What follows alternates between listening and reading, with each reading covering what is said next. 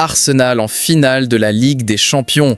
Et si je te dis que c'est la première fois depuis 2006 que le club n'a jamais gagné cette compétition de toute son histoire et qu'en plus ils sont à 3 victoires du titre en Première Ligue, tu comprends pourquoi ce soir à Londres c'était une soirée historique.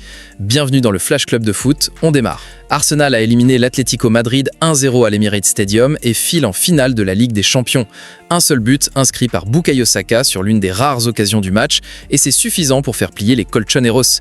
La presse britannique parle d'un Arsenal enfin libéré et c'est exactement ça. En 2 jours, le nul d'Everton contre Manchester City et 7 victoires en C1 ont mis les Gunners dans une position rêvée pour réaliser un doublé historique. Et derrière cette qualification, il y a un homme qu'on ne peut pas ne pas mentionner, Mikel Arteta. Très critiqué ces dernières semaines, le technicien basque a pris une décision forte en sortant Martin Zubimendi du 11 de départ pour titulariser Miles Lewis-Skelly, le jeune milieu de terrain de 19 ans. Un choix risqué sur le papier, mais qui s'est révélé payant. Lewis-Skelly a touché énormément de ballons avec une qualité remarquable, il a pesé sur le jeu et a été l'un des meilleurs sur le terrain. Thierry Henry lui-même avait dit avant le match qu'il fallait le titulariser et il n'avait pas tort. Le Daily Mail souligne d'ailleurs que Thomas Tuchel, le sélectionneur de l'équipe d'Angleterre, va surveiller de très près ce gamin pour l'avenir. Dans le camp adverse, en revanche, la soirée laisse des traces très amères. Le journal AS titre cruel et injuste et les Espagnols n'ont pas tardé à pointer du doigt l'arbitrage, un penalty évident selon eux. Calafiori marche clairement sur le pied d'appli de Griezmann dans la surface sans que l'arbitre ne siffle rien malgré l'intervention de la VAR. Et au-delà de ça, l'Atlético s'est plaint d'une arrivée au stade sans escorte policière, de feux d'artifice tirés par des supporters d'Arsenal pour perturber leur préparation et du temps gagné en permanence par les joueurs londoniens.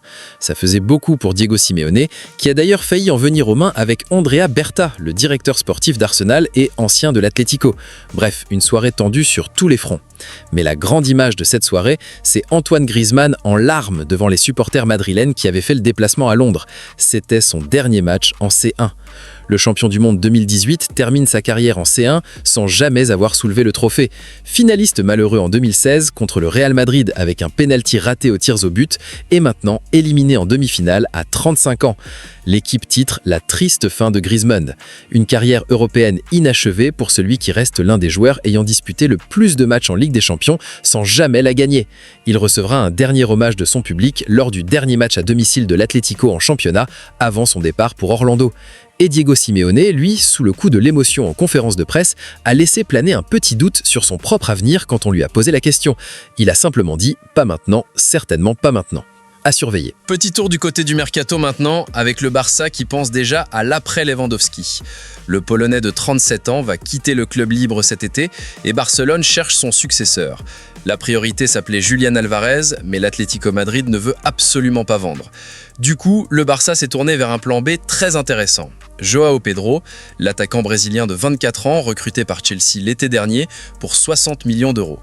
Le joueur a réalisé une très belle saison avec 20 buts et 9 passes décisives, toutes compétitions confondues, et coche toutes les cases pour le style de jeu de Hansi Flick. Seul problème, Chelsea ne va clairement pas le brader, et avec un contrat jusqu'en 2033, c'est le club londonien qui tient toutes les cartes dans cette négociation. Cap maintenant sur l'autre demi-finale retour qui nous attend ce soir, Bayern Munich contre PSG à l'Allianz Arena. Le Parisien titre « Remettez-nous ça » en référence au thriller 5-4 du match aller la semaine dernière, et franchement, tout le monde est d'accord. Ce match entre le Bayern et le PSG, c'est tout simplement le choc entre les 2 meilleures équipes d'Europe en ce moment. Le PSG se déplace à Munich en confiance, mais Luis Enrique le sait, il faudra marquer, et probablement plusieurs fois pour valider la qualification. Et pour les Parisiens, ce stade a une saveur particulière. C'est à l'Allianz Arena qu'ils ont décroché leur première Ligue des Champions en mai dernier contre l'Inter Milan. Même décor, mais cette fois l'atmosphère sera beaucoup plus hostile. La grande équation du soir côté PSG s'appelle Luis Diaz. L'ailier colombien a été absolument insaisissable au match aller.